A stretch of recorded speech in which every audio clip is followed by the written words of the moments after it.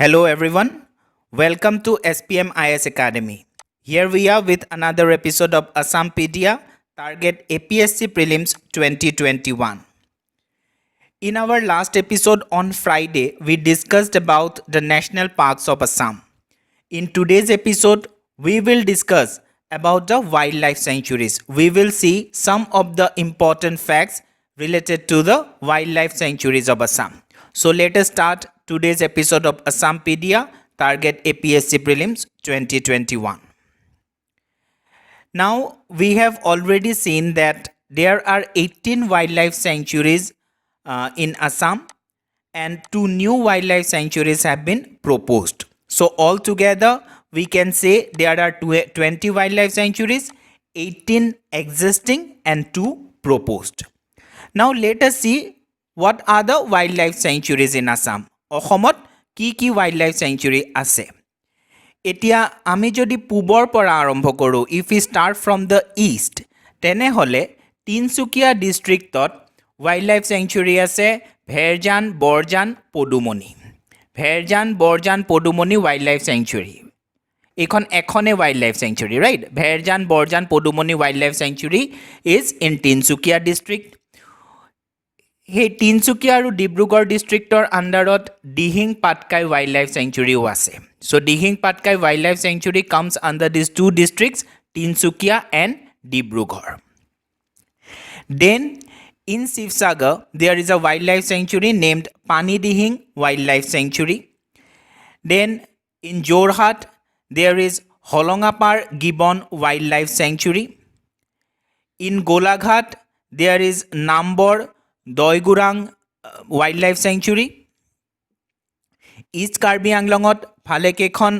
wildlife sanctuary ase there are 4 wildlife sanctuaries in East Karbi Anglong district one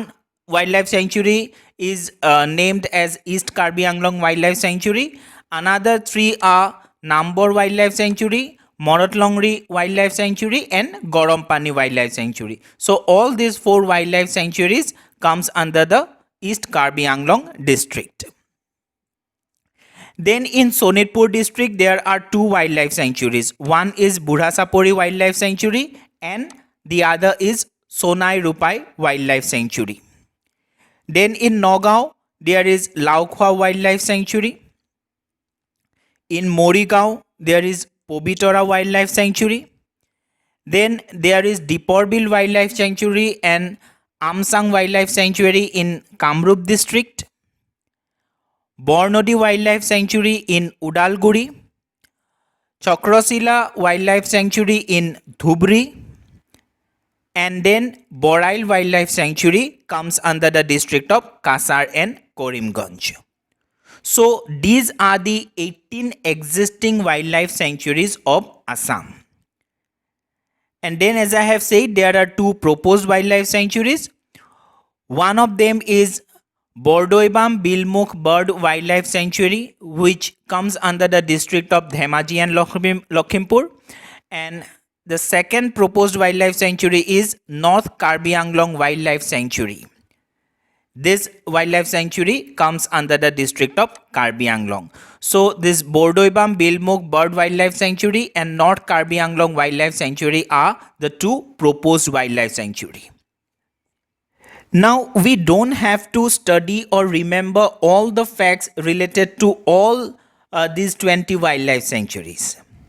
It is not required to study and remember the area of each of these 20 wildlife sanctuaries আমি গুটেই কেখনৰ বিষয়ে গুটেই কেখনৰ area কিমান গুটেই কেখনতে কি জীবজন্তু পোৱা যায় গুটেইখিনি পঢ়াৰ আমাৰ প্ৰয়োজন নাই right all of these facts are not important and remembering all the facts related to all these wildlife sanctuaries is neither possible nor required from our exam point of view so what we will do আমি এই wildlife sanctuary কেখনৰ যোনকেইটা important fact আছে সেই important fact কেইটা আমি চাম তাৰ লগতে আমি যেতিয়া মনডে নিউজ পেপাৰৰ আমি মেইন ফেক্টছ বিলাক চাওঁ নিউজ পেপাৰত যোনবিলাক important facts আহিছিলে সেই ফেক্টছ বিলাক চাওঁ তাতে যেতিয়াই আমি wildlife sanctuary related কিবা নিউজ পাওঁ কিবা নতুন ফেক্টছ পাওঁ আমি সেইবিলাকো পঢ়ি গৈ থাকিম but ইনিচিয়েলি এই গোটেই ৱাইল্ড লাইফ চেঞ্চুৰীবিলাকৰ চব ফেক্টছবিলাক পঢ়াৰ বা মনত ৰখাৰ দৰকাৰ নাই right so' we will discuss some of the important facts related to some of these wildlife sanctuaries. আৰু বৰ্তমান সময়ত আমি যদি এই ৱাইল্ড লাইফ চেঞ্চুৰীজ কেইখনৰ কথা কওঁ তেনেহ'লে আটাইতকৈ ইম্পৰ্টেণ্ট ৱাইল্ড লাইফ চেঞ্চুৰীখন হৈছে Dihing Patkai wild life century you must have seen that there has been a protest going on over across the country Dihing Patkai save Dihing Patkai বুলি এটা কেম্পেইনো আৰম্ভ হৈছে প্ৰিণ্ট মিডিয়াত হওক বা ইলেক্ট্ৰনিক মিডিয়াত হওক ছ'চিয়েল মিডিয়াত হওক দিহিং পাটকাইক ছেভ দিহিং পাটকাই কেম্পেইন এটা চলি আছে গতিকে Dihing Patkai wild life century বা দিহিং পাটকাই এলিফেণ্ট ৰিজাৰ্ভখন ফ্ৰিকুৱেণ্টলি নিউজত আহি আছে which makes this particular wildlife sanctuary very important from our exam point of view. So in today's episode, we will discuss about the Dihing Patkai wildlife sanctuary in details. We will see some of the facts, important facts related to this particular wildlife sanctuary. So Dihing Patkai wildlife sanctuary এইখনক Dihing Patkai wild life sanctuary বুলি কিয় কোৱা হয় because the Dihing river flows through it and it is bounded by the Patkai range that is why it is called Dihing Patkai wild life sanctuary Now, the area of this wildlife sanctuary is 111.19 square kilometers and recently the government has announced that this wildlife sanctuary will be upgraded to a national park. So, Dihing Patkai Wildlife Sanctuary etia Dihing Patkai National Park ole convert kora hobo, right? So, the status will be upgraded to a national park. Now, this Dihing Patkai Wildlife Sanctuary is a part of Dihing Patkai Elephant Reserve, which has an area of 937 square kilometer. Now, let us see some of the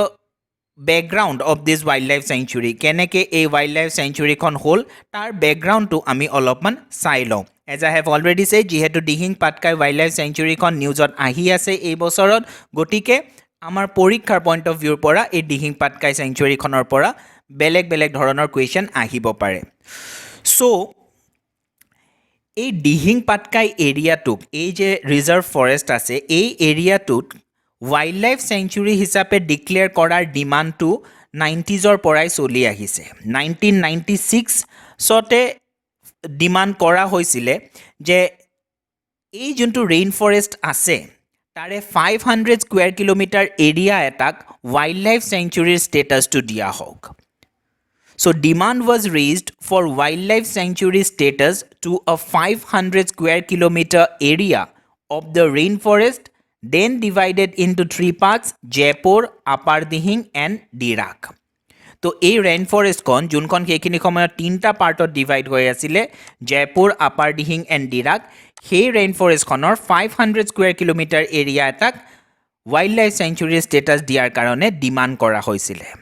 বাট গভৰ্ণমেণ্টে সেইটোত গুৰুত্ব নিদিলে আৰু সেইখিনি সময়ত 1996ত বা 90ত যোনটো demand চলি আছিলে দিবৰ কাৰণে সেইটো আল্টিমেটলি ফুলফিল নকৰিলে ৱাইল্ড লাইফ চেঞ্চুৰী ষ্টেটাছটো সেইখিনি সময়ত লগে লগে নিদিলে then in 2001 Nature's Beckon organized for the first time a rainforest festival in Jaipur, Assam. Nature's Beacon is an environmental activist group from Northeast India. It was established in 1982 and registered in 1991 and it was established by Soumyadip Datta. So, এই যে Nature's Beacon বুলি যোনটো environmental activist group আছে, এই Nature's Beacon Dihing পাটকাইক এটা wild life century status দিবৰ কাৰণে এটা মুভমেণ্ট আৰম্ভ কৰিলে under the leadership of Soumyadeep Datta this nature's beacon it organised the first rain forest festival in Jaipur মানে ডিব্ৰুগড় ডিষ্ট্ৰিক্টত So, Dibrugarhot for the first time, they organized this rainforest festival. Tate সেইখিনি সময়ৰ কিছুমান ফৰেন এক্সপাৰ্টছো আহিলে যোনবিলাক লোকেল মানুহ আছিলে লোকেল মানুহবিলাককো ইনভলভ কৰিলে সেইখিনি সময়ৰ যোন মুখ্যমন্ত্ৰী আছিলে অসমৰ শ্ৰী তৰুণ গগৈ তেখেতো তাতে এজ আ গেষ্ট গ'ল আৰু বেলেগ বেলেগ বিভাগৰ finance minister home minister science and technology minister তো এই মিনিষ্টাৰ সকলো এজ আ গেষ্ট সেই ফেষ্টিভেলটো এটেণ্ড কৰিলে মিনিষ্টাৰসকলে চ' এই যোনটো দিহিং পাটকাইৰ ইছ্যুটো আছিলে বা কজটো আছিলে সেইটোক পপুলাৰাইজ সেইখিনি সময়ত কৰিবৰ চেষ্টা কৰা হ'ল অসমৰো বিভিন্ন মানুহে জানিব পাৰিলে যে এই জেগাটোত কিমান ডাইভাৰ্চিটি আছে বা এই জেগাটোৰ কিমান ইম্পৰ্টেঞ্চ আছে চ' এই মুভমেণ্টটো নেচাৰ্ছ বিকনে চলাই গৈ থাকিল and finally in 2004 the nature's beacon led movement succeeded in compelling the government to concede to the demand for the Dihing Patkai Wildlife Sanctuary. Finally, in 2004, যোনটো সেই 90sৰ পৰা যোনটো ডিমাণ্ড চলি আহিছিল কৰি আহিছিল যে এই এৰিয়াটোক ৱাইল্ড লাইফ চেংচুৰী বুলি ডিক্লেয়াৰ কৰিব লাগে আল্টিমেটলি 2004ত Dihing Patkai wildlife sanctuary declare কৰা হ'ল বাট its area was confined to a mere 111.19 square kilometer. Whereas a 500 square kilometer area তেওঁলোকে আগতে বিচাৰি আছিল 500 স্কুৱেৰ কিলোমিটাৰ এৰিয়া এটাক ৱাইল্ড লাইফ চেংচুৰীৰ আণ্ডাৰত লৈ অহাৰ কাৰণে কিন্তু যেতিয়া ডিক্লেয়াৰ কৰিলে ৱাইল্ড লাইফ চেংচুৰীটো তাৰে আণ্ডাৰত মাত্ৰ 111.19 স্কুৱেৰ কিলোমিটাৰ এৰিয়াহে তেওঁলোকে ইনক্লুড কৰিলে it included only 24 square kilometer area of Jaipur Reserve Forest out of 110 square kilometer. Jaipur Reserve Forest kon bahut dangor 100 square kilometer area kintu tare matro 24 square kilometer area he Dihing Patkai Wildlife Sanctuary অন্তৰ্ভুক্ত কৰা হল তাৰউপৰি it excluded vast areas of Upper Dihing and Dirak forest but সেই যোনটো area বহুত area বাদ দিলে কিন্তু তথাপি যোনটো ডিমাণ্ড চলি আহিছিলে যে এই এৰিয়াটোক ৱাইল্ড লাইফ চেংচুৰী ষ্টেটাছ দিব লাগে আল্টিমেটলি সেই ষ্টেটাছটো 2004ত দিহিং পাটকাইক দিয়া হ'ল নাও let us come to the recent development বৰ্তমান আমি যোনটো দেখিব পাওঁ যে নিউজত যাৰ কাৰণে আহি আছে আমি দেখিব পাই আছোঁ যে এই দিহিং পাটকাই খনক প্ৰটেক্ট কৰাৰ কাৰণে এটা কেম্পেইন আৰম্ভ হৈছে সেভ দিহিং পাটকাই বুলি এটা ট্ৰেন্ডিং আৰম্ভ হৈছে সোশ্যাল মিডিয়াত বা বিভিন্ন প্ৰিণ্ট মিডিয়া বা ইলেক্ট্ৰনিক মিডিয়াটো আমি দিহিং পাটকাইৰ প্ৰটেকশ্যনৰ কাৰণে এটা কেম্পেইন আমি দেখিবলৈ পাওঁ right I am Dihing Patkai save Dihing Patkai এনেকুৱা ট্ৰেন্ডিংবিলাক আমি দেখিবলৈ পাওঁ চ' লেট আছ সি কি ইছ্যুটো কি হৈছে so' national board of wildlife NBWL had on April 7, 2020 discussed a proposal for transferring 98.59 hectares of land from the Seleki proposed reserved forest for Tikok open cast coal mining project by Northeastern Coalfield, a unit of Coal India Limited. So ki hol Seleki proposed reserve forestor underot thaka 98.59 hectare land এটা open caste কোল mining প্ৰজেক্টৰ কাৰণে Coal India লিমিটেডক দিয়াৰ কথা discuss কৰিলে national board of ৱাইল্ড লাইফে this national board for wildlife is a statutory body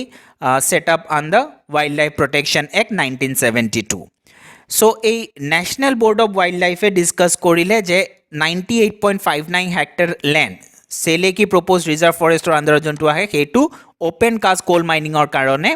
Coal India লিমিটেডক দিয়া হ'ব কোল ইণ্ডিয়া লিমিটেডক মাতে কোল ইণ্ডিয়া লিমিটেডৰ যোনটো নৰ্থ ইষ্টাৰ্ণ ইউনিট আছে নৰ্থ ইষ্টাৰ্ণ কোলফিল্ড তেওঁলোকক দিয়া হ'ব এই ডিসিশনটো বা এই ডিসকাশনটো যেতিয়া চলি আছিলে বা এইটো কথা যেতিয়া এনভাইৰনমেণ্টেলিষ্টসকলে বা ছ'চিয়েল এক্টিভিষ্টসকলে জানিব পাৰিলে তেতিয়া তেওঁলোকে প্ৰটেষ্ট কৰা আৰম্ভ কৰিলে কাৰণ এই যে সেলেকি প্ৰপ'জড ৰিজাৰ্ভ ফৰেষ্টখন আছে this Saleki is a part of the Dihing Patkai elephant reserve দিহিং পাটকাই এলিফেণ্ট ৰিজাৰ্ভখনৰ এৰিয়া 937 স্কুৱেৰ কিলোমিটাৰ তাৰে আণ্ডাৰত 111.19 স্কুৱেৰ কিলোমিটাৰৰ দিহিং পাটকাই ৱাইল্ড লাইফ চেংচুৰীখনো আছে আৰু সেলেকি প্ৰপ'জ ৰিজাৰ্ভ ফৰেষ্টখনো তাৰ আণ্ডাৰতেই আহে ৰাইট আৰু এই যোনখন এলিফেণ্ট ৰিজাৰ্ভ আছে it shares A boundary with Arunachal Pradesh Deomali elephant reserve গতিকে এই যোনখন এলিফেণ্ট ৰিজাৰ্ভ আছে দিহিং পাটকাই এলিফেণ্ট ৰিজাৰ্ভ য'ত এখন ৱাইল্ড লাইফ চেংচুৰী আছে বা য'ত আৰু বহুত অসমৰ ইষ্টাৰ্ণ পাৰ্টৰ শিৱসাগৰ ডিব্ৰুগড় তিনিচুকীয়া ডিষ্ট্ৰিক্টৰ বহুত ৰিজাৰ্ভ ফৰেষ্ট যোনখনে কাভাৰ কৰি আছে চ' সেই এলিফেণ্ট ৰিজাৰ্ভখনৰ কিছু এৰিয়া অ'পেন কাষ্ট কোল মাইনিঙৰ কাৰণে দি দিয়াৰ ক্ষেত্ৰত বাকী যোনবিলাক এনভাইৰনমেণ্টেলিষ্ট আছিলে তেওঁলোকে ক্ষোভ প্ৰকাশ কৰিলে ৰাইট তেওঁলোকে প্ৰটেষ্ট কৰা আৰম্ভ কৰিলে যে এই এলিফেণ্ট দিহিং পাটকাই এলিফেণ্ট ৰিজাৰ্ভৰ এটা এৰিয়া যদি অ'পেন কাষ্ট কোল মাইনিঙৰ কাৰণে দি দিয়া হয় তেনেহ'লে ইয়াতে থকা জীৱ জন্তুবিলাকৰ কি হ'ব এই এলিফেণ্ট ৰিজাৰ্ভত যোনবিলাক এলিফেণ্টছ আছে তেওঁলোকৰ ওপৰত কিমান বেয়া এটা প্ৰভাৱ পৰিব তেওঁলোকৰ যোনটো তেওঁলোকৰ ইয়াতে যোনটো এনভাইৰমেণ্টত তেওঁলোকে থাকে সেই এনভাইৰমেণ্টটোত এটা বেড ইম্পেক্ট পৰিব যাৰ কাৰণে তেওঁলোকৰ জীৱনৰ প্ৰতি এটা থ্ৰেট আহি যাব গতিকে এই ৰিজাৰ্ভ ফৰেষ্টখনত থকা জীৱ জন্তুসকলৰ যাতে কোনো হানি নহয় তাৰ কাৰণে এনভাইৰমেণ্টেলিষ্টবিলাকে বা এক্টিভিষ্টবিলাকে এই ডিচিশ্যনটোৰ প্ৰটেষ্ট কৰা আৰম্ভ কৰিলে ৰাইট যে এই দিহিং পাটকাই এলিফেণ্ট ৰিজাৰ্ভৰ ভিতৰত অ'পেন কাষ্ট কোল মাইনিং কৰিবলৈ দিয়া নহ'ব now this north eastern coal field had suspended the Tikok project in October 2019 but was producing coal in its Tirap open cast project nearby. So যোনটো অ'পেন কাষ্ট কোল mining প্ৰজেক্টৰ কাৰণে এই জেগাটো transfer কৰাৰ কথা কৈছে সেই টিকক কোল মাইনিং প্ৰজেক্টটো বন্ধ হৈ আছে ছাছপেণ্ড হৈ আছে অক্টোবৰ 19ৰ পৰা তাৰ জেগাত তেওঁলোকে টিৰাপ অ'পেন কাষ্ট প্ৰজেক্টটো চলাই আছে কিন্তু টিৰাপ অ'পেন কাষ্ট প্ৰজেক্টত কোল প্ৰডাকশ্যন কম্পেৰেটিভলি কম হয় টিকক প্ৰজেক্টটোতকৈ গতিকে তেওঁলোকে বিচাৰি আছে যে যোনটো ছাছপেণ্ড হৈ আছিলে সেইটো যাতে আকৌ আৰম্ভ কৰিব পাৰে তাৰ কাৰণেই এতিয়া NBWLে সেই এৰিয়াটো ট্ৰেন্সফাৰ কৰাৰ কথা ভাবিছিলে কিন্তু তাৰ এগেইনষ্টত এতিয়া প্ৰটেষ্ট হৈ আছে আৰু মানুহবিলাকক এশ্যুৰেঞ্চ দিবৰ কাৰণে যে এই যোনটো ৱাইল্ড লাইফটো প্ৰটেক্ট কৰাৰ কাৰণে even the government even the central government is committed to protect the wild life of this area they declare that this area will be upgraded to a national park. So this is about the issue associated with or related to this Dihing Patkai Wildlife Sanctuary. Now let us see some of the important facts about the other wildlife sanctuaries. So first, Nambor Doigrung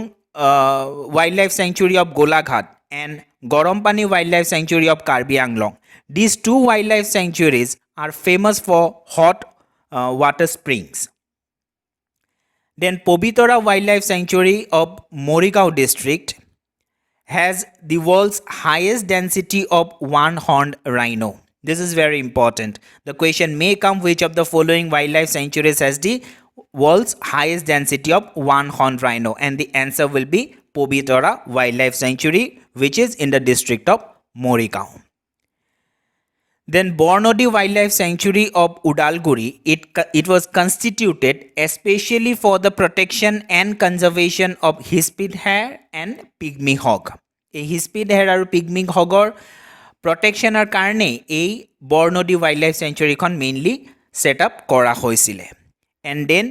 দীপৰ Beel wildlife sanctuary of Kamrup district is the only Ramsar site of Assam অসমৰ একমাত্ৰ Ramsar site হৈছে দীপৰ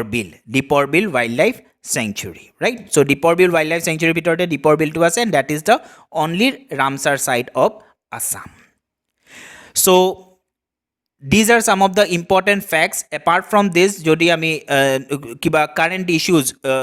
কিছুমান নতুন facts আমি পাওঁ যোনবিলাক কাৰেণ্ট এফেয়াৰ্ছত যোনবিলাক আহে কিছুমান ৱাইল্ড লাইফ চেঞ্চুৰীৰ প্ৰসংগ আহে কেতিয়াবা then we will cover those facts also' now based on the discussion we had today let us see some practice questions. Question number 1, match list A with list B and give the correct answer from the quotes given below. So list 8 wildlife sanctuary bilak dia ase aru list B district bilak dia ase you have to match list A with list B and give your answer choosing the correct you have to give your answer with the help of the quotes given here. Question number 2, what is the area of Dihing Patkai Wildlife Sanctuary? There is a probability ke directly hudi lobo pare je Dihing Patkai area kiman যিহেতু Dihing Patkai as I have said এইবাৰ বহুত important হৈ আছে কাৰণ বহুত নিউজত আহি আছে question number 3 Dihing Patkai was declared a wild life sanctuary in the year your options are 1996 2001 2004 and 2015 question number 4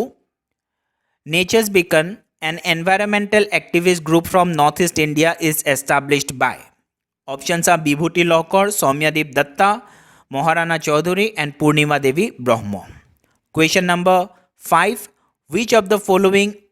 wildlife sanctuaries has the highest density of one-horned rhinoceros in the world? Options are Dihing Patkai, Gorompani, Pobitora Wildlife Sanctuary and Nambor Wildlife Sanctuary. Question number 6. Which of the following is the only Ramsar site of Assam? Options are Dipor Bill, Sandubi Bill, Borhola Bill, Loktak Lake. So these are the questions for today, and that is all for today. Thank you.